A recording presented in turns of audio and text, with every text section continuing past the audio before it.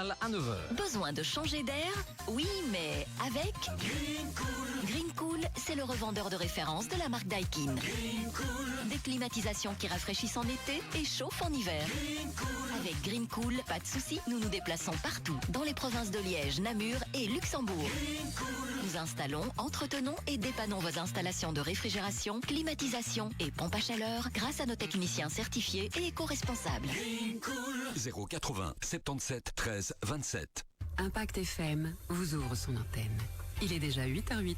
Et c'est l'heure de notre rendez-vous quotidien sur Impact pour l'image à vivre en direct sur Facebook Impact News. Ce matin, beaucoup d'invités en studio. Manu Mine d'abord, président de l'Écho de la Warche de Malmö. Bonjour Manu. Bonjour Patrick. On a également Jean Stephens, directeur d'Impact Event, organisateur bien sûr de l'événement. Bonjour Jean. Bonjour Patrick. Et puis juste à vos côtés, il nous reste Lucas Bouille du 70. Bonjour Lucas. Bonjour Patrick. Alors messieurs, vous êtes réunis ce matin finalement en direct pour un projet, pour le moins, il faut bien le dire, inattendu et inédit. De quoi s'agit-il? Dites-nous un peu, racontez-nous. Alors Patrick, c'est une histoire qui a un démarrage un peu bizarre. Donc on est en train de déjeuner avec l'équipe d'Impact au 70 où nous nous rendons très fréquemment. On adore cet endroit.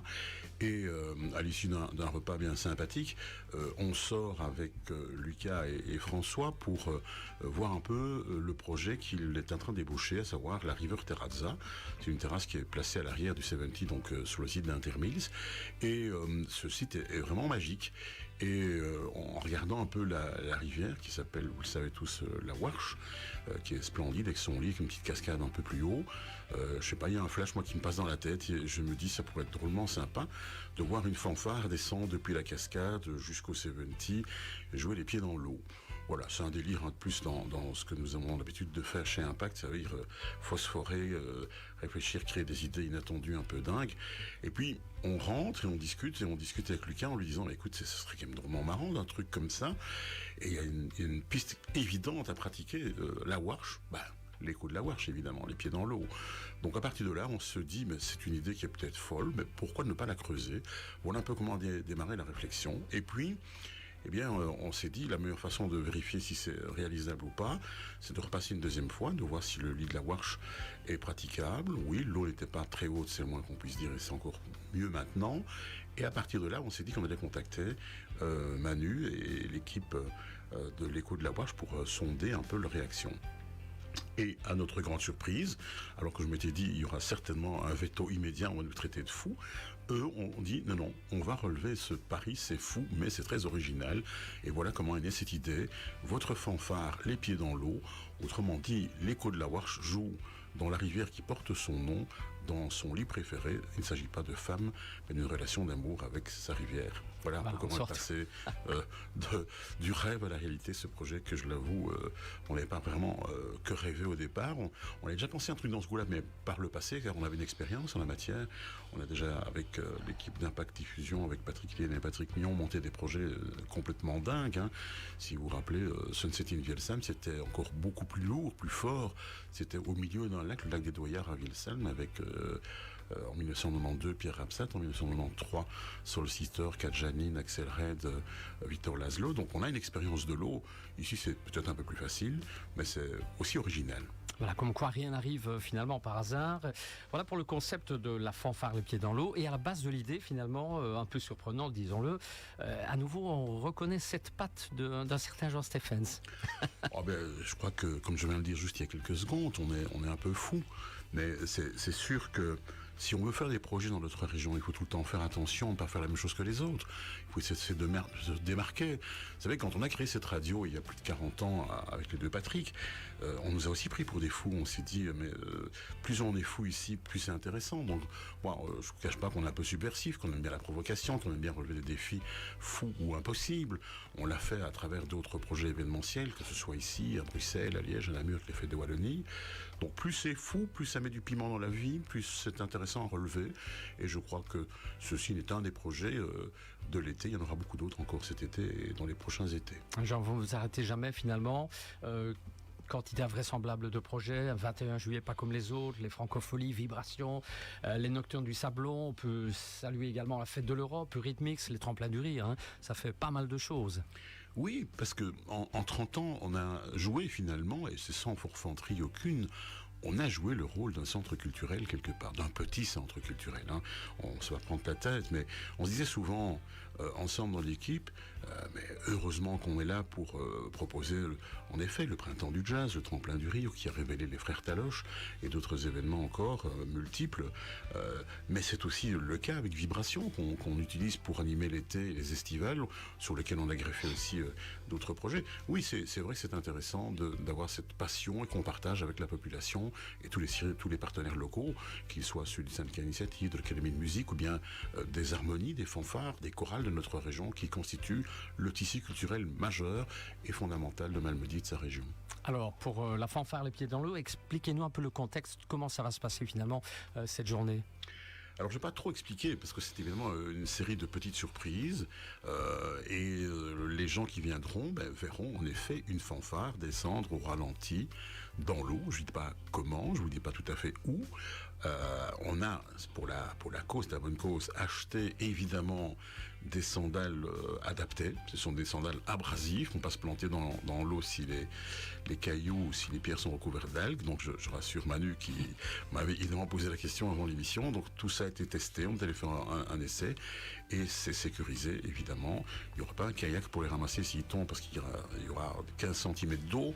Car il est vrai aussi qu'on a pris contact avec Robertville, le barrage, et avec NJ Electrabel. On a convenu évidemment qu'il n'y aurait pas de lâcher d'eau entre midi et 15h pour évidemment que ça se passe dans les meilleures conditions possibles. Très bien. Alors ce matin, on va souligner également que vous êtes de plus en plus associé au 70. Quelle est la base de ce partenariat autour de la River Terrazza qui fait suite évidemment au formidable succès de la Garden Party organisée par la Termise et justement le 70?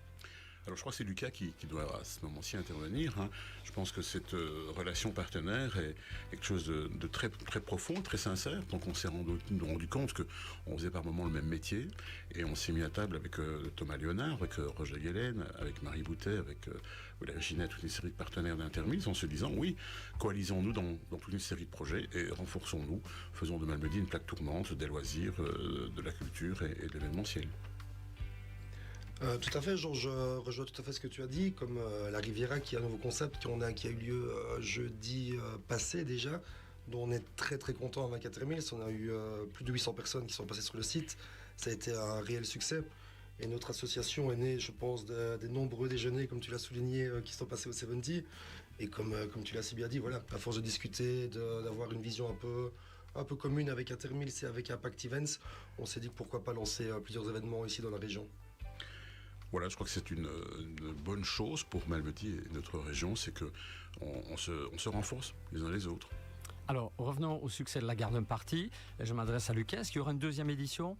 Bien sûr, on travaille déjà sur une édition pour l'année prochaine, avec plein de surprises et beaucoup de nouveautés, beaucoup d'artistes, beaucoup de projets en tête. Il faut canaliser un peu tout ça et rendre tout ça réalisable, mais je pense qu'on a fait nos preuves sur la première édition et je pense que les gens étaient assez ravis. Et que c'est de bon augure pour l'année prochaine. Voilà, on vous laisse en stand-by un tout petit instant, Lucas. On va revenir à Manu Mine à présent. Manu, est-ce que vous pouvez évidemment nous parler un peu de la fanfare en détail ? Quelles sont ses origines ?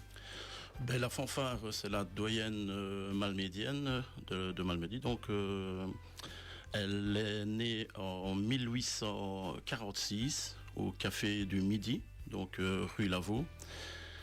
Par un groupe de musiciens, voilà, ils ont fondé la Royal Echo de la Warche, sans savoir que 179 ans après, on serait toujours là. Donc voilà, l'Echo est formé de plus ou moins une petite cinquantaine de musiciens.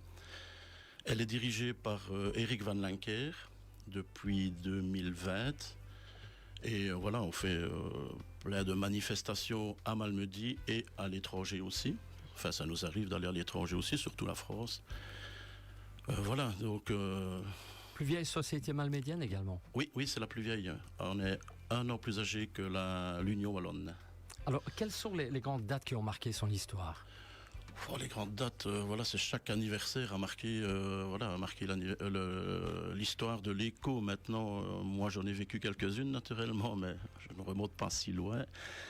Voilà, on a fêté le 135e, nous, le 150e. Ici, dernièrement, nous avons fêté le 175e, qui a été un petit peu bousculé par le Covid. Mais voilà, tout s'est très bien passé. Voilà, c'était une bonne activité, je vais dire. C'est quoi la composition de l'écho de la Warche?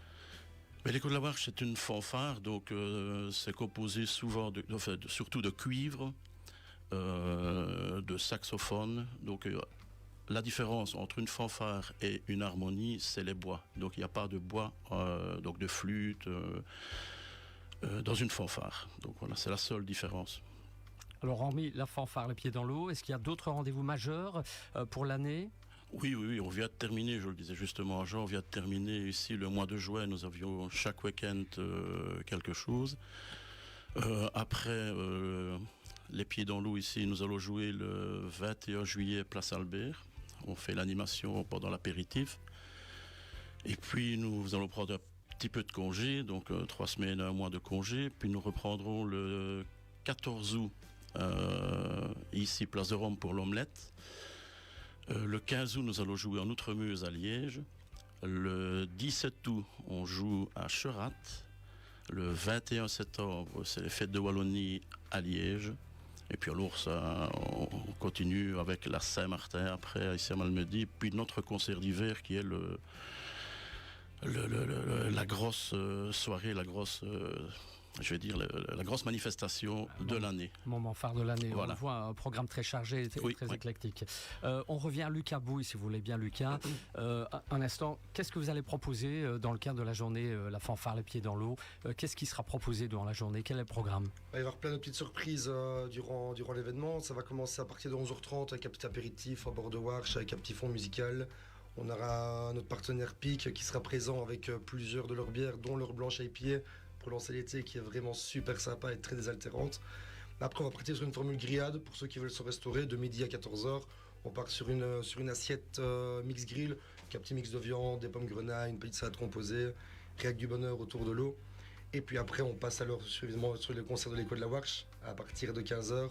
Et puis après, ça reste en période apéritive. Et ceux qui veulent rester autour d'un verre et profiter du soleil sont évidemment les bienvenus. Voilà, comme vous le disiez, un forfait mix grill au feu de bois. C'est ça, exactement. On peut en dire un peu plus sur le sujet? Il y aura 4 types de viande, il y aura de la volaille, il y aura du bœuf, il y aura du canard et une brochette. Le tout sera proposé au prix de 27 €. Et donc voilà, les gens qui veulent se restaurer sont les bienvenus. Sur réservation évidemment, ça commence déjà à bien grimper, donc ne tardez pas trop. Soit via le site du 70, via le site internet ou alors via le numéro de téléphone traditionnellement. Voilà, un bar également bien à disposition, bien entendu, hein, Lucas? Oui, bien sûr, on a toujours le bar de notre belle terrasse qui sera ouvert pour servir un nombre incalculable de bières et de spritz à tous nos invités. Très bien. Alors, dès demain débute sur le Zone la campagne River Terrazza. Expliquez-nous un peu de quoi il s'agit. River Terrazza est le concept qui va durer tout l'été, en fait, avec des événements ponctuels, un peu dans l'esprit de celui qu'on fait ici. Et encore une fois, comme je l'expliquais la dernière fois, on est vraiment encore un peu sur les préparations. Et n'hésitez pas à suivre nos différents réseaux, nos partenaires sur Impact FM, où vous allez avoir toutes nos dates et tous les magnifiques événements qu'on va vous proposer tout l'été. Voilà bien. Est-ce qu'il y a d'autres infos pratiques à donner sur l'événement de cette fanfare, les pieds dans l'eau, dimanche? Je pense qu'on a été assez complet. Je sais pas si important de dire que c'est totalement gratuit, évidemment. Donc c'est accessible à tout le monde. Et voilà, je pense que la météo en plus est en train de s'améliorer dans les prévisions. On scrute évidemment ce qui est prévu par l'IRM. Et ça a l'air de plutôt bien changer dans le bon sens. C'est pas plus mal parce que là aujourd'hui il va encore faire étouffant. Et 8 ou 10 degrés en moins, c'est encore mieux. Donc les conditions seront finalement très bien et réunies pour faire un très bel événement. Voilà, et la zone sécurisée, comme vous en aviez parlé tout à l'heure, évidemment. Hein. Alors, si on veut plus d'informations, site internet, page Facebook, hein, j'imagine. C'est ça, site internet, page Facebook de l'événement ou Impact FM, comme toujours. Alors, un dernier tour de table, un dernier mot, chacun, qui commence? Manu, peut-être, hein. Venez nous écouter dimanche dès 15h sur le site et voilà, je suppose que ce sera magnifique comme chaque fois que l'écho joue. Peut-être ajouter qu'ils seront là en chair et en os, ce ne seront pas des sosies comme Kid Noise. Hein. Ah oui, non.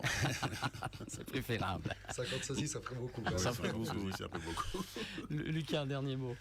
Comme Manu, merci beaucoup de nous recevoir ici sur l'antenne et bien sûr, ne tardez pas à réserver votre formule pour midi. Venez nombreux écouter l'écho de la Warche et voir le beau décor que le site Intermills peut vous offrir. Jean. Eh bien, moi, je suis très heureux de voir qu'on continue à faire de très belles choses à Malmedy et que cela est vraiment de bon augure. L'été sera chaud, comme on le dit, et en Malmedy, on dit l'été sera chaud.